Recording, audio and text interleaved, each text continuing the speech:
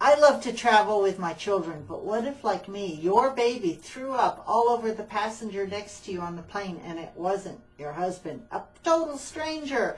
Well, my guest today, Allison Umbricht, wrote this great book, The Mom's Guide to Traveling with Kids. There it is. And I'm sure she's going to have some advice for me today. Welcome to the show, Allison. Thanks, Michelle. Thanks for having me. Tell me, what was I supposed to do? My baby threw up all over the passenger next to us on the plane. I think the first thing to do is to remain calm. So many moms get so worried about what other people are thinking, if their baby's throwing up, if their baby's screaming and crying the whole time. You have to try your best just to not worry about whatever everyone is looking at and what everyone is thinking. The second thing is to obviously help the person clean up the vomit and get them all settled. And if there is an open seat, maybe suggest if they want to change seats. But really the overall point is to really just remain calm. Realize that it's not your fault, it's not your baby's fault, it's just part of life. And hopefully that passenger will have kids of his or her own and will understand. Remain calm. Now, that's actually just really good advice for traveling with children anyway, because a great example is just going through airport security now. It's crazy. You got to take off your shoes, take off your belt. You know, your child's pushing the stroller this way and your other child's running that way. You travel with 3 children. Tell me how you get through airport security. Yes, I think, it's a lot in the preparation. First is the way you dress. You mentioned taking off, taking on, putting back your shoes on. Dress everyone in easy slip on, slip off shoes. That will make your life so much easier.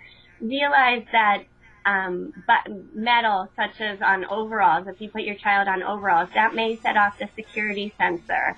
The way you dress is going to really help there. Also, if you have a newborn or an infant, use a sling and use a stroller also, but that's going to help. But also, practice with your kids at home.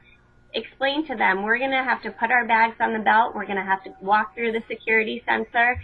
Practice with them at home, and then once you get to the airport, it should be a breeze.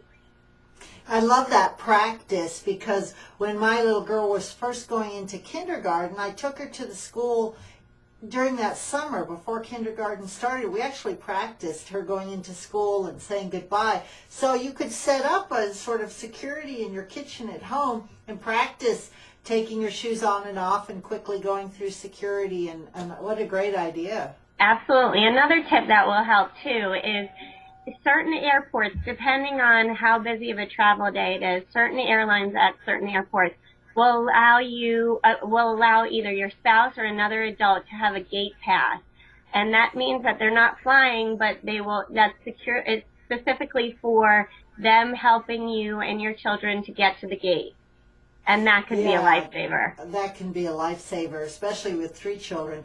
Now, one of your tips in the book is how you prearranged for food to be in a mini fridge in your hotel before you got there, so you had snacks for your children. You did that through the concierge. Explain how that process works. Yes, absolutely. It was a great idea, I have to say.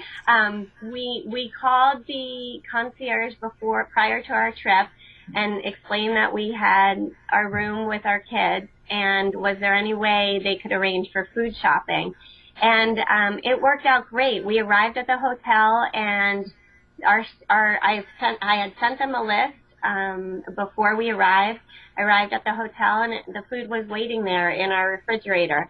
It really was so nice, because of course one of the first things that the kids do when you finally get to your destination is say, I'm hungry, and you want to get settled and maybe unpack a little bit, and to have the food right there with you, right there at your fingertips was great. They're probably sick of Cheerios yes. and those kinds of snack things. Now, did you have to pay extra for that service? No, there was no fee. And people, concierges are there to help you. And I think often they may not be used enough.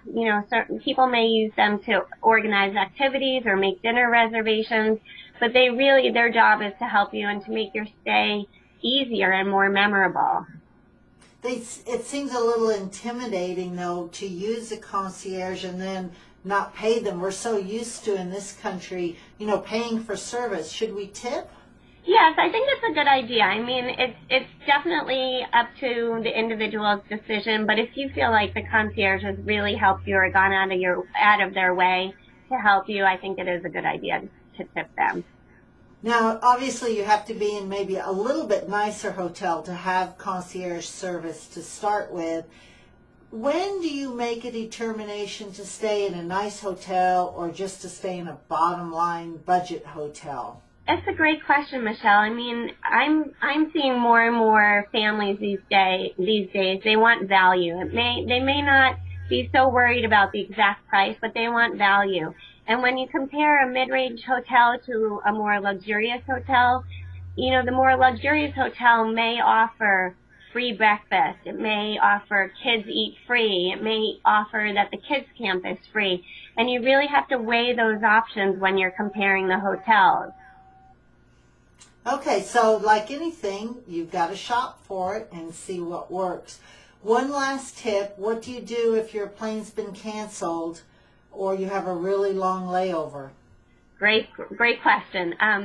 So many airports these days are really catering to families. They're setting up play areas. They have museums where kids can go and look at certain artifacts about airplanes, and they have toy stores. I mean, I really suggest, if rather than dig into your stack of toys that you want to save for the element of surprise on the plane sometimes, is to really walk around and explore with your kids.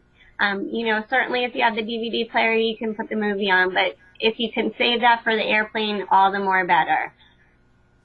Allison, it's a great book, and it's not just about airplane travel. There's all kinds of travel tips in here, and people can get the book by going to your site, mykidstravel.com. Again, the book, there it is. The Mom's Guide to Traveling with Kids. You've got 3 of your own. You've traveled all over the world, full of great tips. Thanks for being on the show today. Thanks so much.